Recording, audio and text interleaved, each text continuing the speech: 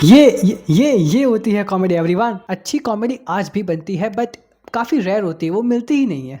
Just like me, मेरे जैसे इंसान लोगों को लगता है कि लुप्त हो गए और आजकल नहीं मिल पाएंगे, but we guys still exist. As a reviewer पहली बार एक ऐसी मूवी देखी जहाँ पर शुरू से लेकर अंत तक मैं हंसा हूँ, क्योंकि स्क्रीन प्ले इतना फनी था। वो सिचुएशंस, वो रिएक्शंस, वो डायलॉग्स, वो जानबूझकर की जाने वाली ओवर एक्टिंग, वाह। और कई बार क्या होता है कि कॉमेडी के चक्कर में ये लोग स्टोरी को सही से प्रेजेंट करना ही भूल जाते हैं कि कहानी जो है वो लिख दो, हमें तो सिर्फ कॉमेडी बनानी है।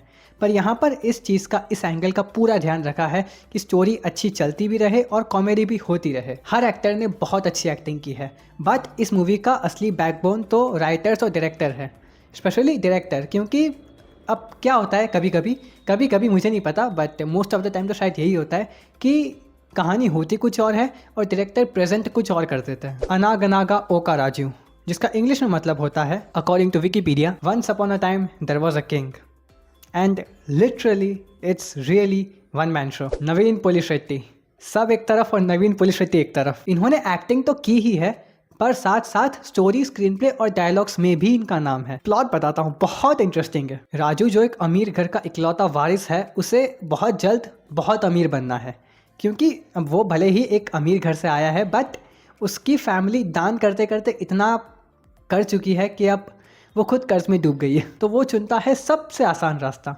कि वो एक अमीर घर की इकलौती लड़की से शादी करेगा, जिससे एक ही रात में सारी संपत्ति का मालिक वो बन जाए। अब तुम लोगों से क्या छुपाऊं, एक वक्त पर मेरी सोच भी ऐसे ही थी, पर मेरे आसपास कोई अमीर था ही नहीं। एज ए रिव्यूअर जब मैं ये मूवी देख रहा था तब मुझे डाउट जा रहा था कि भाई की प्लानिंग इतनी सही और परफेक्टली कैसे जा रही है, कुछ ना कुछ तो गड़बड़ है। और गड़बड़ हुई, उसी गड़बड़ पर होता है इंटरवल, और इंटरवल के बाद भी वो पहली गड़बड़ रुकती नहीं है और भी गड़बड़ें आना शुरू हो जाती है। मुझे खटका इसका क्लाइमैक्स, क्योंकि इन्होंने सामने एज ए विलन कास्ट किया है तारक पोनप्पा को, वही अपने पुष्पा 2 के विलन, पर उन्हें इतना स्क्रीन टाइम मिला ही नहीं। उनका बस एक स्पेशल अपीयरेंस टाइप रोल था। मैं तो देखने के लिए उत्सुक था, क्योंकि भले ही मैंने पुष्पा 2 नहीं देखी, पर इनके काम की तारीफें काफ़ी ज़्यादा सुनी थी मैंने। बस क्लाइमैक्स को छोड़ दे तो पूरी मूवी वन टाइम वॉच तो है, और मैं तो रेकमेंड करूँगा कि तुम लोग भी देख ही लो, क्योंकि ऐसी रियल कॉमेडी बार बार नहीं आती। मुझे नहीं पता कि तुम लोग देख कर क्या करोगे, बट मुझे पता है कि